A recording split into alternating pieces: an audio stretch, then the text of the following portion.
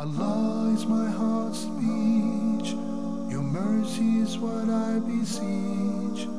Keep in my heart your remembrance, and in your deen allow me to advance. Help me in my quest, permit me to pass the ultimate test. Help me in my quest, permit me to pass the ultimate test. Assalamu alaikum wa rahmatullahi wa barakatuh. Bismillahir Rahmanir Rahim. Alhamdulillah wa salatu wa salamu ala nabiyyihi wa mustafa wa ba'd. My dear viewers, welcome to another live edition of our program Ask Huda. Our phone numbers beginning with area code are 002, then 023-855-132, and the other number is same area code, then 0100-546-9323. We're also going live on my Facebook page, Dr. Muhammad Salah Official. I will be more than happy also to start taking your questions as you send them in the same order, inshallah. We started receiving some, mashallah. May Allah accept from all of us. The first question we have from Kiba Arsenal. Kiba says, I work in a bank and I've heard that it is forbidden. I want to quit. What would be your advice to me on this case? I have a wife, so I have been thinking, should I just quit the job and look for another job, or distribute my CV until I have another job, then quit? Brother Kiba, may Allah bless you and your family. May Allah make it easy for you to earn your living from pure halal resources. I mean, there is nothing like eating from halal. And the greatest barrier between us and accepting and answering our supplication is eating from haram. So may Allah make it easy for us to avoid all sort of haram and forbidden earning, and facilitate for us the lawful earning. Yes, indeed, working in any facility which deals with riba, where you happen to be dealing with riba, then this is definitely not just forbidden, it is one of the worst sins ever. It is one of the worst sins ever.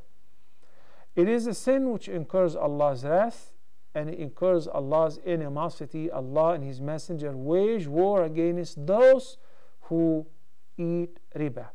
فَإِن لَمْ تَفْعَلُوا فَأَذَنُوا بِحَرْبٍ مِّنَ اللَّهِ وَرَسُولِهِ.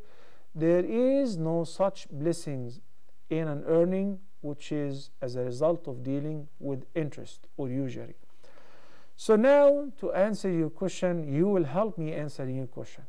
For the time being, if you have some saving, if you have another fund, if you have any ready job where you can pick up immediately in order to support your family, pay your rent, your kids' tuitions, and all of that, immediately make that move without any hesitation. I can assure you, indeed, Allah the Almighty will replace you with what is better. No doubt this is a promise that Allah has taken upon Himself. For some people who don't have any other option, and if they quit immediately as of today, they may get kicked out of their house. They don't have enough for the rent or whatever. And it is hard for me to say you gotta do it immediately, even though if you don't have any support. Yes, you can distribute your CV and you work hard on doing interviews and try your best to look for another lawful job, so that as soon as you get it, you quit your job. May Allah the Almighty make it easy for all of us to earn from lawful earning. Ameen.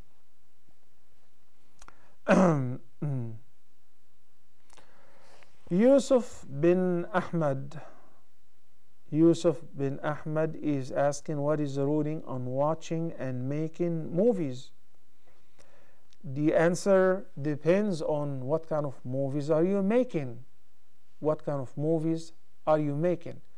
So there are documentaries, there are educational movies, there are movies narrating the seerah of the Prophet ﷺ and the Sahaba. Not only that you're earning from halal, but also you're earning a reward. And similarly, watching likewise, it is beneficial. I remember as I was young, I was possessed. I was obsessed with the love of I was obsessed with the love of watching a movie by the name Lion of the Desert about Omar al-Mukhtar, the Libyan leader of Mujahideen back then. It's a very interesting movie. It narrates to us the history of the liberation of Libya from the Italian occupation and the resistance. It is very educational, and there are many other things like that. The production was great and was amazing. We need the media in every aspect: educational, health, politics. We need it in every field and every aspect. So it depends on the contents which you put on the screen. That will determine whether it is permissible to produce such material and watch it or not. Okay. River Stone is asking, will not giving zakah make one Muslim a kafir and remain in hell forever? Well, there are some ayat threatened that those who do not give their zakah يوم يحمى عليها في نار جهنم فتكوى بها جباههم وجنوبهم وظهورهم هذا ما كنزتم لأنفسكم فذوقوا ما كنتم تكنزون. But as far as judging a person that he is a kafir for not paying zakah, no.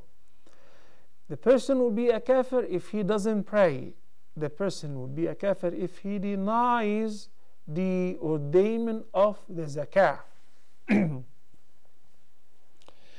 So the ayah which we have in Surah At-Tawbah chapter number 9 says, for those who keep hoarding gold and silver wealth and they do not give its due rights fi sabilillah, then on the day of judgment they will experience a very painful torment. The coins, the gold and the silver which they were hoarding up and saving without paying zakah for it will be heated up, and it will brand their foreheads and their sides. This is what you have been treasuring. Taste the torment of not paying the zakah for it. But if a person didn't pay zakah, sometimes out of negligence, sometimes because he is stingy, he is blameworthy, he has committed a major sin. But I do not have the right to call him a kafir. If he acknowledges the mandate of zakah and he still doesn't do it, he's involved in a major sin, but he is not a kafir. He will be punished either way, but not the punishment of kufr. We do not consider him a kafir in this life, versus of course if the person doesn't pray at all. That if the person doesn't give the zakah for any of the previous seasons. But if the person denies the mandate of zakah, then he becomes a non-Muslim. For denying any of the rulings of Allah subhanahu wa ta'ala which have been confirmed and there is a general consensus on its mandate, is simply dismissing the command of Allah subhanahu wa ta'ala, which entitles the person to be out of the fold of Islam. May Allah the Almighty guide us to what is best. Okay.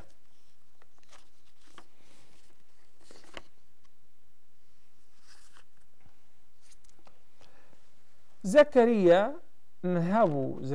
is asking, is it better to make dua in sujood or raising hands?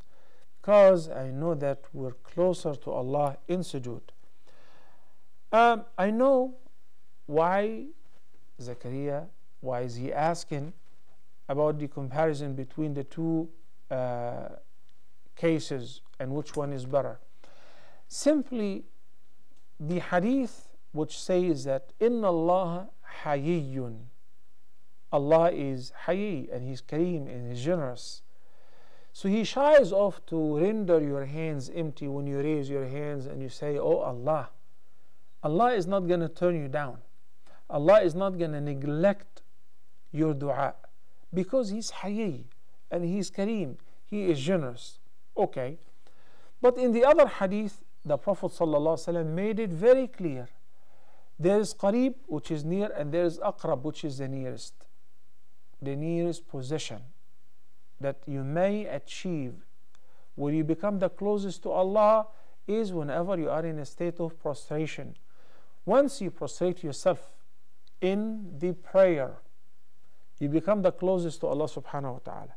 That's why in the hadith, every time the son of Adam prostrates himself, Satan would sit aside and will cry, will say, "Woe to me! I was commanded to prostrate and I refused, so I'm doomed to hell." While he was commanded to prostrate and he is saved because he prostrated. أقرب ما يكون العبد من ربه وهو ساجد. So in this case, the Prophet ﷺ answered your question. He said, فَأَكْثِرُوا مِنَ الدُّعَاءِ وَأَنْتُمْ سُجُودٌ. So take advantage of this position of being close to Allah, being closest to Allah in your sujood, and increase making dua. He also said, أما الركوع فعظموا فيها الرب وأما السجود فأكثروا فيه من الدعاء. As far as for down, which is ruku', it is to glorify Allah the Almighty and magnify His name by saying, Subhana Rabbi al-Azim, glory be to my Lord, the Great. While in sujood, besides saying Subhana Rabbi al-A'la, it is also recommended to do what? To increase making dua. Alright.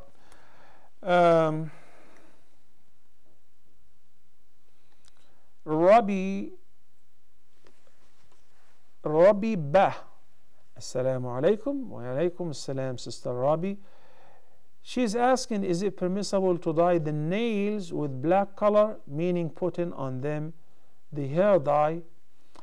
For your beautification or makeup for your husband, it is permissible to wear any nail polish, red, black, blue, you paint it whichever color you decorate it, provided you gotta understand that the nail polish stands as a barrier between the wudu water and your nails, which means if you are already praying, you're not during the menses time, you won't be able to wear the nail polish, because in this case, every time you're required to perform ablution, you will have to remove the nail polish. The nail polish does not make the person able to perform wudu. Okay, it will simply stands as a barrier. A painter who's working in painting the wool or the wood or whatever, and he has some stains, some paint on his body parts. If it is on any body part which is required to be washed during wudu, and he still perform wudu without removing the paint and the stains, the wudu is invalid. Why? Because the prerequisites of wudu at-tahara is the water has to come in direct contact with your epiderm, with your skin. Okay? And likewise with the nails and with the toes and their nails.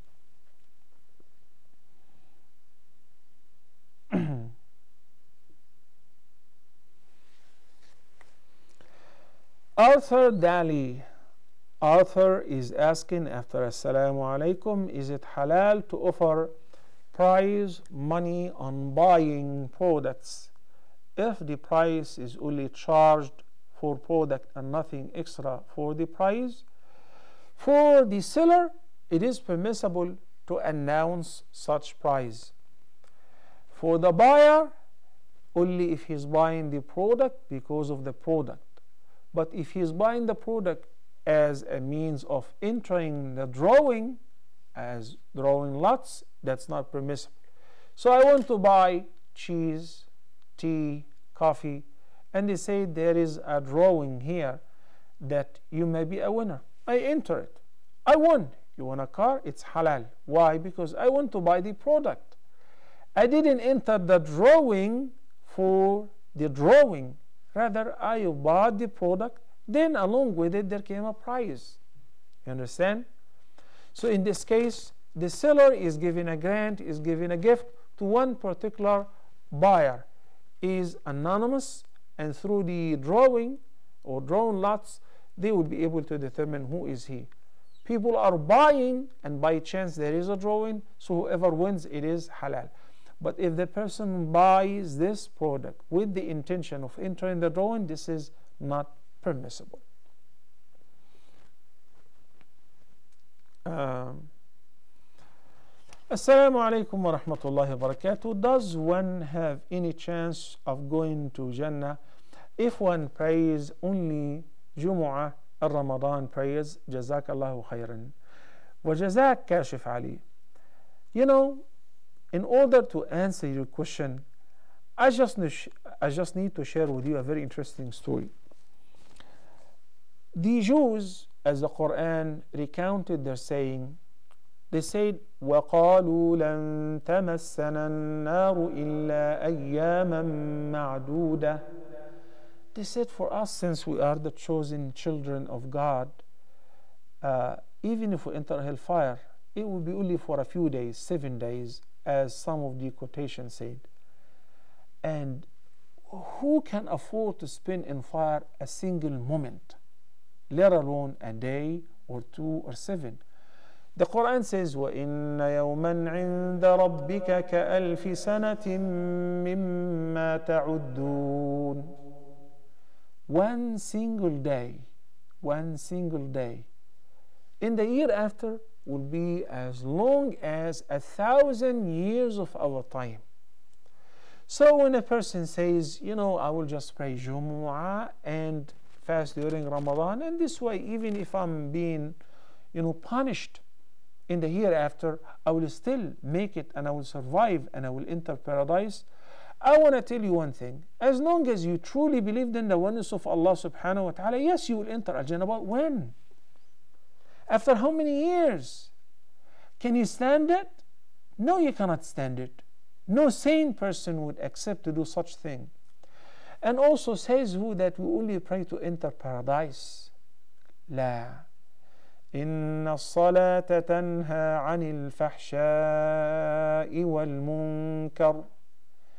The prayer helps you to abstain from any indecent act, from illicit relations, from immorality.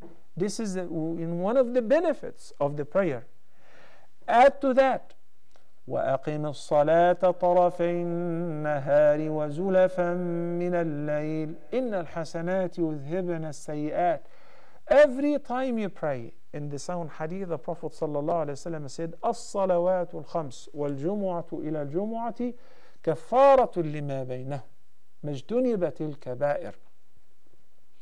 So when you offer the 5 daily prayers, this is a ransom for the sins, for an expiation for the sins which you committed between the namaz, the prayers. It brings you closer to Allah. In the sound hadith, Allah the Almighty says, ما تقرب إلي عبدي بشيء أحب إلي مما افترضته عليه. You want to draw close to Allah. You want to become near to Him. You want Him to answer your du'a. You want Him to be next to you at the time of need. Come close to Him. The thing which is best to bring you close to Allah is fulfilling the salah. As-salatu amudud din. This is how Prophet Muhammad, peace be upon him, presented the prayer. You know, when we build a tent, there are wedges, and there is a pole in the middle to uplift the tent. You know, without this pole in the middle, the tent will collapse. Similarly is the salah. It is amudud din. It is a pole in the middle of the tent. Without it, man tarakaha faqad hadama ad-din. Whoever abandons a prayer has indeed abandoned the whole deen. You shouldn't ask this question. You should rather be very keen to attend each prayer on its fixed time. It will change your life. You will be a happy person, a pleased person. رضي الله عنهم ورضوا عنه. Without the prayer, you're nothing. The Prophet ﷺ said, العهد الذي بيننا وبينهم الصلاة فمن تركها فقد كفر. Can you afford that? One thing which stands as a barrier between us and non-believers to distinguish the believers from the non-believers is the salah. Well, we pay zakah, we fast, correct. But you know, not every Muslim have to pay zakah. Only rich people who have the means. Not every Muslim have to fast. And not every Muslim have to perform hajj. But every Muslim must offer the prayer. If you're really Muslim, you must offer the prayer, and you shouldn't ask this question. Khan Wasim, Jazakallah khairan, and thank you so much. Same to you, brother Khan. May Allah bless you and your family. Mubashir Shaheed, is it haram to eat steak which is medium done? Is there red fluid coming out of it? No, it is not haram, but it is not healthy. It is definitely not healthy. I don't want to say gross, I don't want to say any of that. I know that a lot of people like to eat their meat with blood in it, but it is not healthy at all. And Islam as a religion doesn't only care about the rituals and the acts of worship, it does care about your health. It does care about what is useful for you and what prevents any harm from happening to you. The Prophet ﷺ said, "La darara wa la dirar." Harm should not be inflicted nor reciprocated. So we should avoid anything which is harmful. But, if it is proven, because there is a debate whether it is good to eat it or not. As far as I know, it is not healthy to eat the meat uncooked or medium done.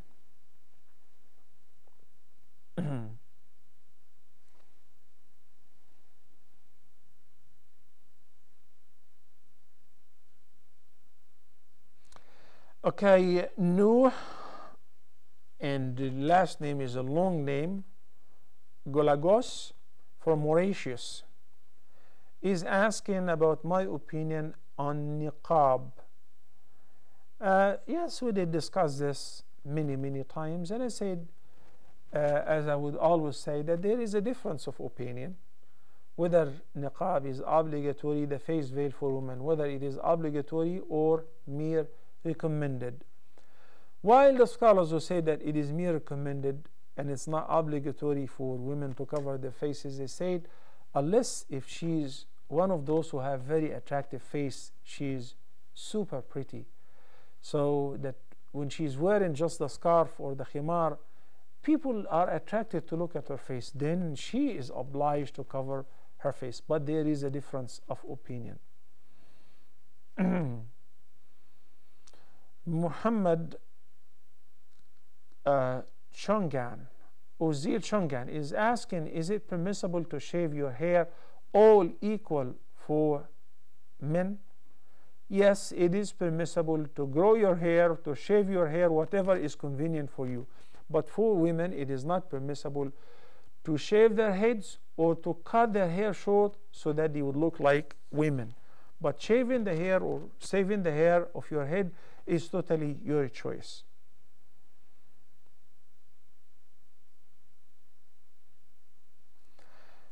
Fariha Asif is asking, and Fariha sounds like a female name, can we pray in a hotel hall instead of the haram when we're working here? Here is the point. If your hotel is in the haram, then it is haram. All the hotels which are around Mecca, around the Kaaba, and within the sanctuary of Mecca, it's all haram. The street of Khalid ibn al-Walid, Umar ibn al-Khattab, and Masfala, and all of that is haram. And all these hotels are located in the haram. So the sisters who pray in their places, in their hotel rooms, or if they're working, they are praying in the haram. Okay? For men, we know that the Prophet ﷺ highly recommended, as it is in some of the views of the scholars, it is obligatory for men if they can afford to attend the prayer in congregation. Now, alhamdulillah, so far, until now, in Mecca and these places, once it is a prayer time, everything shuts down and you gotta offer the prayer. So if your job allows you to go down and attend the prayer, you gotta do that. There are some jobs which you are sitting on a switch, you're working as a technician, where you can barely pray in your place. Pray in your place. Okay? لا يكلف الله نفسا إلا وسعها. But those who have an access to walk to the haram and pray with the jama'ah, whether the rows are extended to pray outside the masjid, or if it is not like a high season, it's off season, and you can still walk inside the haram, then walk and attend the prayer in congregation. But for sisters, they are not obliged. You can pray if you're performing Hajj or Umrah, you can pray in your hotel room as well.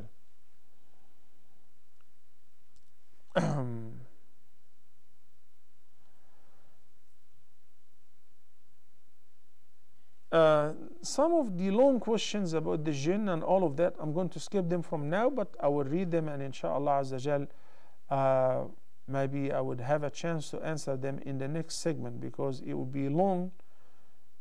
It will take a long time to answer, to read the questions, let alone answering the question.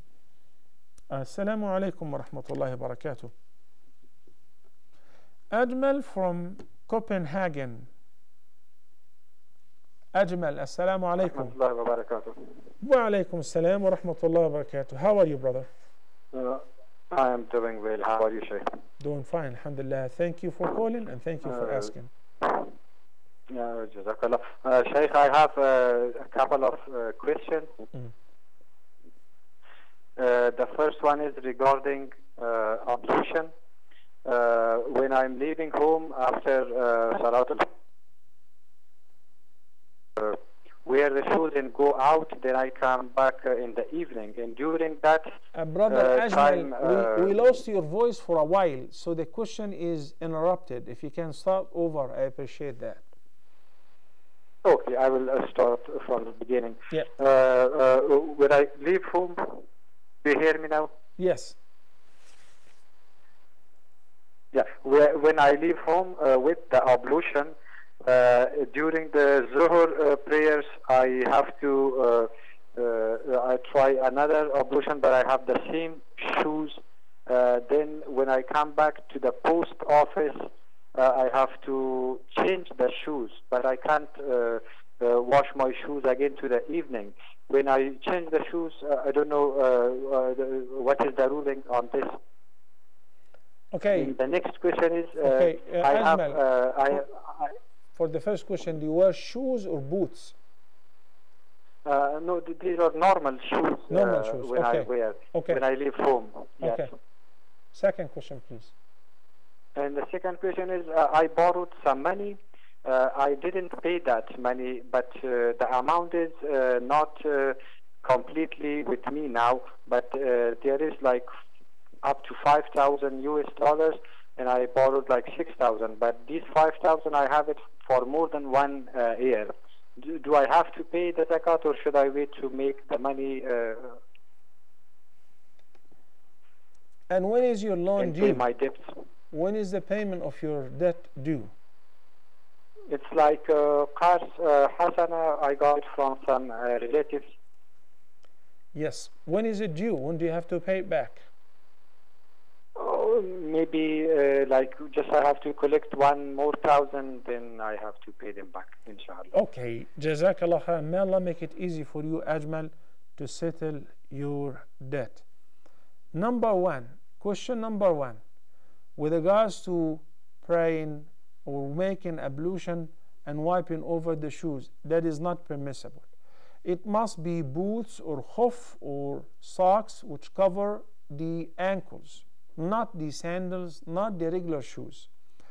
So if this is the case, when you leave home, you have wudu, you put on your socks. Then when you go home, when you go to work, you change your shoes, you change whatever, you're wearing the same socks. Now you need to make a new wudu, wipe with your wet hands or fingers on top of your feet, on the socks, over the socks, not the shoes. Okay? You can pray with the shoes on, no problem. But when it comes to making ablution, you take them off, you wet your fingers, after you wash all your body parts which should be washed during wudu, and then when it comes to washing the feet, you don't have to take your socks off, with your fingers and wipe on top of the socks, and that will be sufficient, inshallah. For the loan, my advice to you is, once you have some money with you, pay it off immediately. 3 grand, 4 grand, 5 grand. It doesn't have to be the full amount. Say, brother, here, because of one reason.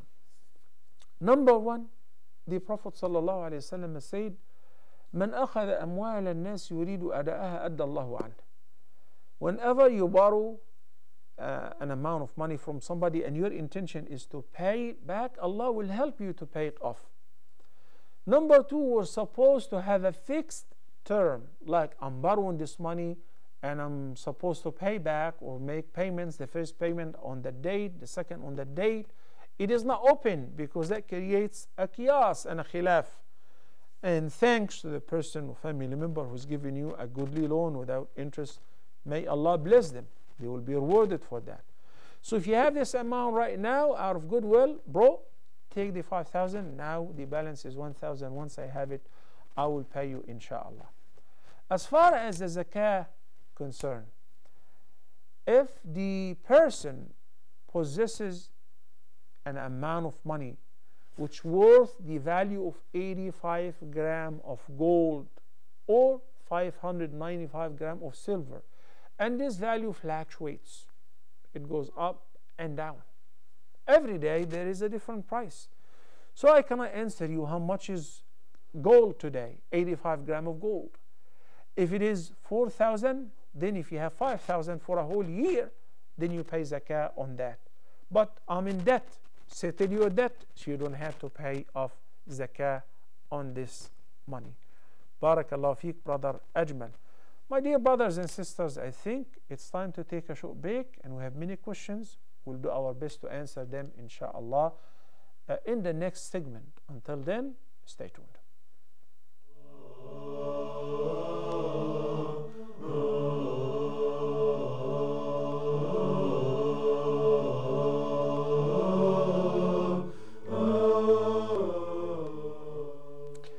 Assalamu alaikum wa rahmatullahi wa barakatuh, and welcome back. My dear brothers and sisters, mashallah, we have many questions. We have the question from this brother, which is said it's a long question. I'm trying to find it and locate it. He's asking about, he says, we're having a big problem that somebody is being possessed by the jinn, and he was ordered to slaughter a gazelle for him, for the jinn, in order to avoid his harm. So he's asking whether this is permissible or not. And he says that we only have 2 days in this city that we're visiting, so shall we make him say the shahada again? This is a very serious matter, my dear brothers and sisters. In Surah Al-An'am, there are 2 consecutive beautiful ayahs. قُلْ إِنَّ صَلَاتِي وَنُسُكِي وَمَحْيَايَ وَمَمَاتِي لِلَّهِ رَبِّ الْعَالَمِينَ لَا شَرِيكَ لَهُ وَبِذَلِكَ أُمِرْتُ وَأَنَا أَوَّلُ الْمُسْلِمِينَ. Say, indeed, my prayers, my nusuk, the sacrifice, and my life and my death all belong to Allah. Everything we do shall be for the sake of Allah, especially the sacrifice and nusuk. When Allah ordered the Prophet ﷺ, he said, فَصَلِّ لِرَبِّكَ وَانْحَرْ. فَصَلِّ لِرَبِّكَ وَانْحَرْ. يعني وَانْحَرْ لِرَبِّكَ as well. So pray to your Lord and sacrifice your animal to your Lord, not to anyone else. If a person offers any sacrifice for anyone other than Allah subhanahu wa ta'ala, it is considered a major shirk. It is considered a major shirk. The Prophet sallallahu alaihi wasallam said in the sound hadith, which is collected by Imam Muslim in his sound collection, لَعَنَ اللَّهُ مَنْ ذَبَحَ لِغَيْرِ اللَّهِ. Whosoever sacrifice an animal for other than Allah, then he is accursed by Allah subhanahu wa ta'ala. But here there is a little difference, because he is not actually offering this sacrifice as means of approach to the jinn, or because he believes in the jinn. He says that because he's possessed and he was advised to actually give this sacrifice to get rid of the jinn. This is haram, but it is not a major shirk which takes a person out of Islam, because he's not doing this for the sake of the jinn. In addition to being this act is a foolish act. Because if you read Surah Al-Jinn, and the jinn talk about themselves, and they are themselves helpless. Ayah number 6 of Surah Al-Jinn, the jinn say, وأنه كان رجال من الإنس يعوذون برجال من الجن فزادوهم رهقا. Is not permissible. The jinn said after they listened to the Quran and they believed in the Prophet ﷺ and Islam, that before that some human beings used to seek the help of the jinn, so they increased in nothing but wrongdoing. Okay, so this is not permissible. May Allah guide us. I would advise you to ask him to say the shahada and not to do that, not to offer any qurbani or any sacrifice to the jinn or to get rid of the jinn. Exorcism, if the person is possessed by the jinn, exorcism is only through a ruqyah or reciting the Quran, the ayat of the Quran on the person until he would get rid of the jinn who is possessing him or her. I have been receiving this question over and over. Zakaria Nahuba. Assalamu alaikum, Shaykh. I know of a brother who went to Burma to fight the army because he couldn't stand the oppression going on. Is this accepted jihad if he did so with the right intention? Okay. Number one, intention is not everything. Intention is a crucial factor for the acceptance of any deed, but the deed must be right as well. Defending the weak and the oppressed everywhere they belong to your ummah is the duty of the entire ummah, to the best of your ability, to the best of your ability, whether here or there. That's why Allah subhanahu wa ta'ala said in the Quran, أُذِنَ لِلَّذِينَ يُقَاتَلُونَ بِأَنَّهُمْ ظُلِمُوا وَإِنَّ اللَّهَ عَلَى نَصْرِهِمْ لَقَدِيرٌ. Those who have been fought against, those who have been oppressed, now they are given permission to fight back, to defend themselves. And indeed, Allah is capable to give them victory.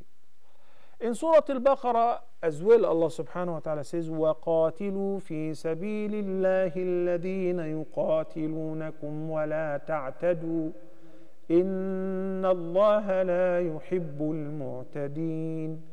Fight you all in the cause of Allah, but fight whom? Against those who fight against you, but transgress not, because Allah likes not the transgressors. This is a Quranic doctrine concerning jihad and fighting for the sake of Allah, not to transgress the limits. So there are obligations, rights, and duties that the person must be aware of if he is involved. As the Prophet ﷺ would advise the army and command the army before dispatching them, that أغزوا بسم الله وفي سبيل الله, you're going for the sake of Allah, in the name of Allah. Do not target an old man, a woman, a young child, or people in their places of worship. Do not burn homes. يعني avoid hurting civilians. Fight only against those who fight against you.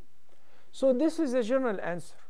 To me, wallahi, I'm not aware of any group or people who are actually carrying out this mission in Burma or here or there to advise you. And if I am aware of that, I would not hesitate to tell you and answer you. So the intention of defending Muslims, those who are weak and oppressed anywhere, and by the way, Muslims or non-Muslims, defending the weak, lifting the oppression from those who are oppressed, is the duty of every Muslim. The Prophet ﷺ said, everyone is required to change the evil. If you can change it by power, do it. But if you can by preaching, if you can, then at least by detesting it by your heart. And this is the weakest of Iman. No doubt that our brothers and sisters in Burma are being persecuted while the whole world is watching. Some of us, like ourselves, they are looking for the refugees camps to support them financially, to give them some financial help here and there. May Allah accept. And it is the duty of the Muslim countries and the Muslim rulers who are spending hundreds of billions of dollars on weapons, the purchase of weapons, instead of fighting each other to defend their fellow Muslims, to protect them, to show the enemies and the oppressors the red eye that they can stop this. If they cannot stop this diplomatically and politically, they can stop it militarily. It is the right to defend the Muslims who are weak and oppressed anywhere. If they are not doing that, they are blameworthy, and people are supposed to help the weak and oppressed by every possible legal mean. Legal mean. This is very important. So you don't, like in an attempt to take revenge from these perpetrators, you target a civilian who, here or there because he is Buddhist or he is whatever. No. الَّذِينَ يُقَاتِلُونَكُمْ. You will fight against those who fight against you. Fighting back and defending yourself is the right of every living human being. Rather, for every living creature, not just every living human being. Even animals, rats, when you try to kill them, they defend themselves, they bite. You know, they don't sit and they get killed quietly. They don't. Nothing does like that, even insects. So when you see hundreds of thousands of Muslims being deported and we are very helpless and we cannot do anything, obviously it charges many youth to do something to defend them, but it must be something legal and it must be something wise, of a positive effect. This is very important. So again, if I'm aware of something like that, I would be happy to share it with you.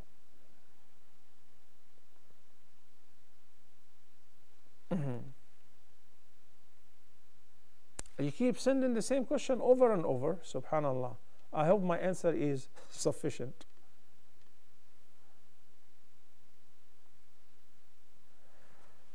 Rishma Muhammad. Assalamu alaikum, Sheikh. How do we perform sajda for making mistakes in the salah? It depends on what kind of mistake.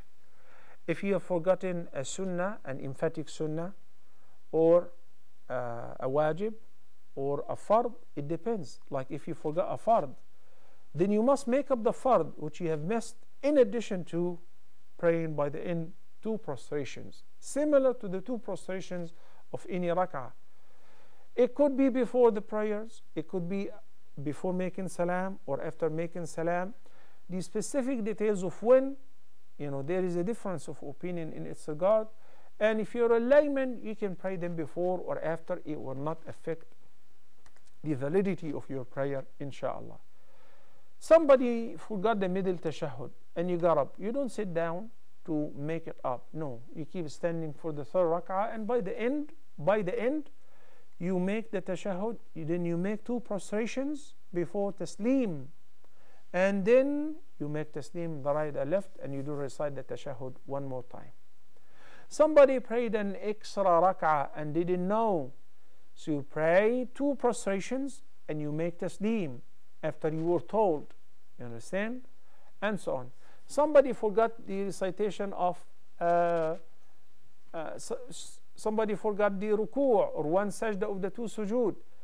It won't be sufficient to make sujood al-sahw by the end, the 2 sajdas. No, you have to make up that missed part, but you're already in the 2nd rak'ah and what you forgot was in the 1st rak'ah. Then you will have to make up the whole rak'ah because it's already passed by. You have to make up the whole rak'ah, because you cannot just make up a single sajda or a rak'ah or ruku' bound down of a whole unit. You have to make up the whole unit, standing, recitation of al-Fatiha, then ruku' bound down, then sujood, 2 prostrations.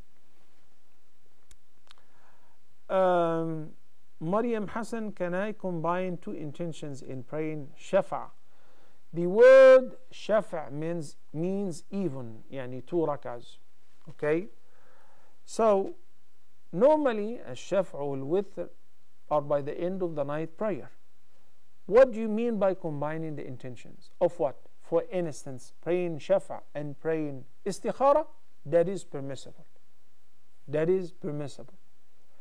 But praying the sunnah for Isha, the emphatic sunnah after Isha, it's emphatic 2 rakahs. Okay, you can pray istikhara in these 2 rakahs with the intention of praying the sunnah and meanwhile istikhara, but you don't combine it with another sunnah. It must be 2 independent sunnahs, so each one of the 2 independent sunnahs with different intention. Unless if you have something else in mind, please explain, like combine the 2 intentions. What are the 2 intentions? My dear brothers and sisters, we still do have many questions, but again we ran out of time, so hopefully inshallah I'll get to continue next episode next week on Sunday inshallah, same time. I leave you all in the care of Allah. أقول قولي هذا وأستغفر الله لي ولكم وصلى الله على سيدنا محمد وعلى آله وصحبه وسلم والسلام عليكم ورحمة الله وبركاته. Allah is my heart's speech, your mercy is what I beseech. Keep in my heart your remembrance, and in your deen allow me to advance. Help me in my quest, permit me to pass the ultimate